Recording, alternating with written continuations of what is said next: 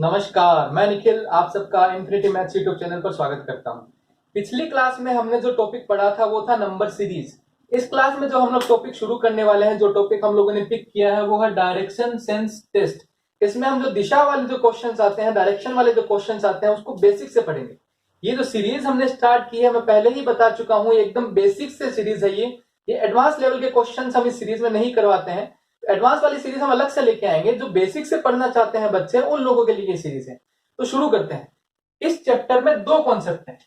पहला कॉन्सेप्ट जो है वो हमें ये पता होना चाहिए कि डायरेक्शन को बोर्ड पे या पेपर पे कैसे रिप्रेजेंट करते हैं। जो ऊपर होता है उस वहां नॉर्थ होता है, जिसको हिंदी में हम उत्तर दिशा बोलते हैं। ये जो नीचे की दिशा होती है ये साउथ होती है, जिसको हिंदी में हम दक्षिण दिशा बोलते हैं। यहां पे हमारा पूरब होता है, जिसको अंग्रेजी में ईस्ट बोलते हैं, और ये वेस्ट होता है, जिसको हिंदी में हम पश्चिम बोलते हैं। ये तो हुई सीधी सीधी दिशा। अब आगे कुछ सवाल ऐसे आते हैं जिसमें टेढ़ी टेढ़ी दिशा पूछता है। हमें ये तो पता चल गया ये नॉर्थ होता है और ये होता है पूरब, तो इसके बीच में जो दिशा होती है उसको नॉर्थ ईस्ट बोलते हैं, यानी कि उत्तर पूरब। ये दिशा हुई साउथ और ये दिशा हुई ईस्ट, तो इसके बीच में जो दिशा आएगी उसको साउथ ईस्ट यानी कि दक्षिण पश्चिम बोलते हैं। ये दिशा हमारी होगी नॉर्थ और ये दिशा हमारी होगी वेस्ट। इसके बीच में जो दिशा आएगी वो हो जाएगी उत्तर पश्चिम। ये दिशा हमारी पश्चिम दिशा हो गई, ये दिशा हमारी साउथ हो गई। इनके बीच में जो दिशा आ जाएगी वो हो जाएगी वेस्ट साउथ। ये तो हो गया नॉर्मल दिशा का ज्ञान कि बोर्ड पर या पेपर पर हम लोग जब दिशाओं को रिप्रेजेंट करते हैं तो कैसे करते हैं। ऊपर उत्तर ली जाती है, नीचे दक्षिण ली जाती है, इस तरफ पूरब होती है और इस तरफ पश्चिम होती है। उत्तर और पूरब के बीच की जो दिशा होती है 45 डिग्री पे, वो होती है उत्तर पूरब। दक्षिण और पूरब के बीच की जो दिशा होती है वो होती है दक्षिण पूरब दिशा। उत्तर और पश्चिम के बीच की जो दिशा होती है वो होती है उत्तर पश्चिम दिशा। पश्चिम दिशा और दक्षिण दिशा के बीच की जो दिशा होती है वो होती है दक्षिण पश्चिम दिशा। एक बार इसको रब करता हूं फिर आगे चलते हैं। अब आगे बढ़ते हैं। पिछले जो मैंने अभी बताया कि जो दिशाएं हैं वो कैसे रिप्रेजेंट की जाती है पेपर पे। अब मैं बताता हूं यदि एंगल दिया हो क्वेश्चन में तो उसको कैसे रिप्रेजेंट किया जाता है। ये जो एंगल है ये एंगल है 90 डिग्री का। जो लंबवत जो एंगल होता है, जो परपेंडिकुलर होता है, वो होता है 90 डिग्री का एंगल। यदि ये एंगल 90 डिग्री का है और ये भी 90 डिग्री का है, तो ये जो सीधी रेखा हो गई ये कितने डिग्री का एंगल हो गया, 90 प्लस 90 यानी 180 डिग्री का। ये एंगल यदि 90 डिग्री का है, ये भी 90 डिग्री का है और ये भी 90 डिग्री का है, तो ये तीनों एंगल मिलके कितने डिग्री का एंगल हो गया, 90 प्लस 90 प्लस 90 यानी कि 270 डिग्री का। ये एंगल 90 डिग्री का है, ये भी 90 डिग्री का है, तो ये सीधी रेखा हो गई थी 180 की। ये 90 और मिल गया, तो ये तीनों मिलके जो क्वार्टर बन चुके हैं ये हो गए 270 के। और यदि चारों को ऐड कर दिया जाए तो एंगल बनता है 360 डिग्री का। ये तो हुई सीधी सीधी एंगल की बात। अब आगे देखते हैं। यदि बीच में से इसको समद्विभाजित कर दिया जाए, बाइसेक्ट कर दिया जाए, तो ये जो एंगल होगा 90 का आधा होगा। और 90 का आधा कितना होता है हम जानते ही हैं, 45 डिग्री होता है। ये भी 45 डिग्री का होगा, ये भी 45 डिग्री का होगा। इसका मतलब बीच में से कैसे भी काट दिया जाए तो ये भी 45 डिग्री का एंगल होगा, ये भी 45-45 के होंगे और ये भी 45-45 के एंगल होंगे। तो हमें ये पता चल गया कि 45 डिग्री का एंगल रिप्रेजेंट करना हो तो कैसे करेंगे। यदि 90 डिग्री का एंगल रिप्रेजेंट करना हो तो कैसे करेंगे। यदि 180 डिग्री का एंगल रिप्रेजेंट करना हो तो कैसे करेंगे। यदि 270 डिग्री का एंगल रिप्रेजेंट करने को बोल दिया जाए तो कैसे करेंगे। यदि 360 डिग्री का एंगल रिप्रेजेंट करने को बोल दिया जाए तो कैसे करेंगे। ये हमारा हो गया पहला कॉन्सेप्ट। पहले कॉन्सेप्ट में हमने ये सीखा कि डायरेक्शन को कैसे रिप्रेजेंट किया जाता है पेपर पे। यदि एंगल दे दिया जाए तो उसको कैसे रिप्रेजेंट करना है पेपर पे। अब हम आगे बढ़ रहे हैं दूसरे कॉन्सेप्ट की ओर।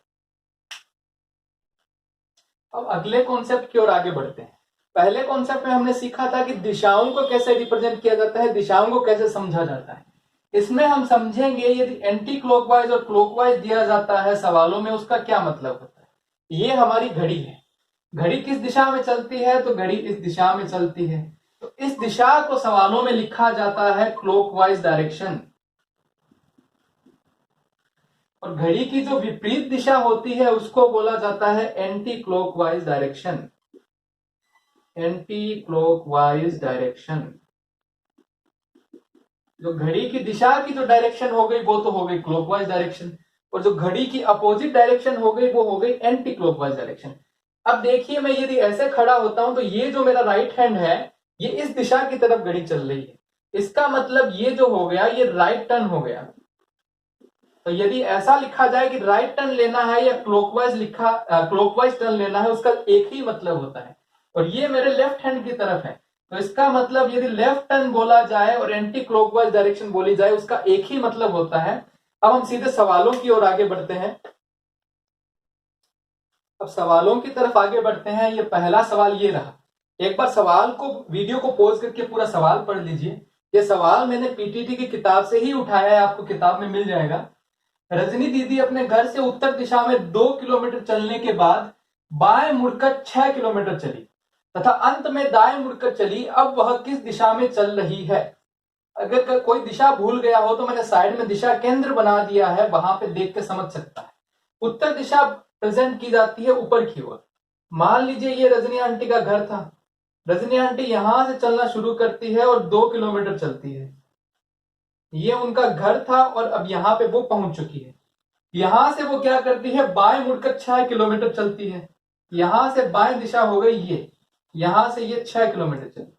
अब मेरा जो मुंह है वो इस दिशा में हो गया है। अब मैं ऐसे खड़ा हूं, पहले मैं इस तरफ था, इस तरफ चला, अब मेरा मुंह इस तरफ हो गया है, तो मेरा जो बाएं होगा वो इस तरफ होगा। अब रजनी आंटी यहां पे चली है, अंत में यहां पे, अब डायरेक्शन पूछी है हमें, किस डायरेक्शन में आ गई। पहले यहां से चलना शुरू की, 2 किलोमीटर चली, फिर यहां तक 6 किलोमीटर चली और बाएं मुड़कर यहां पे आ गई। दाएं मुड़कर, तो मेरा दाएं दिशा हो गई थी ये। तो अब मेरी किस डायरेक्शन में मुंह हो चुका है? तो अब मेरा जो मुंह हो चुका है वो उत्तर डायरेक्शन में हो चुका है। और यही मुझसे सवाल में पूछा गया था कि लास्ट में, एक बार फिर से बता देता हूं, रजनी अपने घर से उत्तर दिशा की ओर चलती है। यहां घर रहा रजनी आंटी का, यहां से 2 किलोमीटर चली, उसके बाद बाएं मुड़ती है, बाएं मुड़ के 6 किलोमीटर चली, अंत में दाएं मुड़ती है। मेरा मुंह अब इस तरफ हो चुका है, रजनी दीदी का मुंह इस तरफ हो चुका है, और फिर वो दाएं मुड़ती है। तो दाएं मुड़ने का मतलब ये हुआ इस तरफ हो गया उनका मुंह। तो हमसे यही पूछा है कि अंत में उनका मुंह किस तरफ हो चुका है। तो अंत में उनका जो मुंह है वो उत्तर दिशा में हो चुका है, नॉर्थ डायरेक्शन में हो चुका है। यही हमसे पूछा गया था। वास्तविकता में सवाल में 2 किलोमीटर 6 किलोमीटर जो लिखा है उनका कोई मतलब ही नहीं था। हमसे केवल ये पूछा था कि उनका मुंह अंत में किस डायरेक्शन में हो जाएगा। अब अगले सवाल की तरफ आगे बढ़ते हैं। अब अगला सवाल ये रहा। एक बार आप वीडियो पॉज करके सवाल पूरा पढ़ लीजिए, मैं बोल देता हूं। विद्यालय के पूर्व की ओर डाकघर है, जबकि मेरा घर जो है वो विद्यालय के दक्षिण दिशा में है। डाकघर के उत्तर में बाजार है। यदि बाजार और डाकघर एक सीधी रेखा में हो तो मेरे घर से बाजार किस दिशा में है? विद्यालय ये रहा हमारा विद्यालय। अब बोल रहा है विद्यालय के पूर्व की ओर डाकघर है। पूर्व होता है इस दिशा में, तो ये विद्यालय हुआ, तो ये हमारा हो गया डाकघर। अब आगे क्या बोल रहा है, जबकि मेरा घर विद्यालय के दक्षिण में है। ये विद्यालय है, दक्षिण दिशा होती है इस तरफ, तो ये हो गया मेरा घर। मेरा घर। अब आगे क्या बोल रहा है, विद्यालय के दक्षिण में है, डाकघर के उत्तर में बाजार है। ये डाकघर रहा, ये हो गया बाजार इसके उत्तर में, और बोल रहा है एक सीधी रेखा में है, तो मतलब इसी दिशा में हो गया, ये हो गया बाजार। अब आगे क्या बोल रहा है, मेरे घर से बाजार किस दिशा में है? ये रहा मेरा घर, ये रहा बाजार। ये दिशा कौन सी है जरा देख के बताना। ये दिशा रही ये वाली, उत्तर पूर्व, नॉर्थ ईस्ट। तो मेरा घर बाजार से किस दिशा में हो गया? बाजार मेरे घर से किस दिशा में हो गया? नॉर्थ ईस्ट में, उत्तर पूर्व दिशा में। बाजार जो है मेरे घर से किस दिशा में है? उत्तर पूर्व दिशा में। और मेरा घर बाजार से किस दिशा में है? तो मेरा घर बाजार से इस दिशा में है, साउथ वेस्ट दिशा में। फिलहाल हमसे पूछा गया है मेरे घर से बाजार किस दिशा में है, तो इसका उत्तर हो जाएगा नॉर्थ ईस्ट में, यानी कि उत्तर पूर्व में। अगला सवाल ये रहा, सौरभ अपने घर से जो कि उत्तर पूर्व दिशा में है, उत्तर पूर्व दिशा कौन सी होती है? ये वाली दिशा होती है। ये उसका घर रहा सौरभ भाई साहब का। अब आगे क्या बोल रहा है, सीधा निकल कर कुछ दूरी चलता है तो उत्तर पूर्व दिशा में चलेगा, मतलब कि इस डायरेक्शन में चलेगा। अब आगे सवाल क्या कह रहा है, अब वह बाईं ओर मुड़कर कुछ दूर चलता है। बाई मतलब हो गया लेफ्ट साइड, ये इस दिशा में जा रहा था, अब बाईं ओर मुड़ चुका है, मतलब लेफ्ट टर्न लेगा और इस दिशा में चलेगा। अब आगे क्या बोल रहा है, अब वह बाईं ओर मुड़कर कुछ दूर चलता है और पुनः बाईं ओर मुड़कर बाईं ओर मुड़ जाता है, पुनः बाईं ओर मुड़ा। पहले ये घर था उसका, घर से वो सीधा निकला, घर उत्तर पूर्व दिशा में था और सीधा निकला, मतलब इसी डायरेक्शन में आगे निकलेगा। अब वो बाईं ओर मुड़ गए हैं, बाईं ओर मतलब लेफ्ट टर्न लिया उसने इस दिशा में। अब उसका जो मुंह है वो इस डायरेक्शन में हो गया है, इस डायरेक्शन में उसका मुंह है, यहां से वो बाईं ओर मुड़ेगा, इस डायरेक्शन में उसका मुंह है, यहां से बाईं ओर मुड़ेगा मतलब लेफ्ट टर्न लेगा, इस दिशा में आ चुका होगा। ये दिशा कौन सी वाली दिशा हो गई? ये रहा हमारा दिशा केंद्र। ये नॉर्थ होता है, ये साउथ होता है, ये ईस्ट होता है, ये वेस्ट होता है। अब इसकी डायरेक्शन जो है वो ये वाली डायरेक्शन है। ये कौन सी डायरेक्शन होती है? ये डायरेक्शन होती है दक्षिण पश्चिम दिशा, यानी कि साउथ वेस्ट डायरेक्शन। अब वो वापस जो मुंह उसका है वो इस दिशा में है, यही हमसे सवाल में पूछा गया था, वो किस दिशा में है, तो इसका उत्तर हो जाएगा वो दक्षिण पश्चिम दिशा में है। इस वीडियो में हम लोग 3 ही सवाल करेंगे।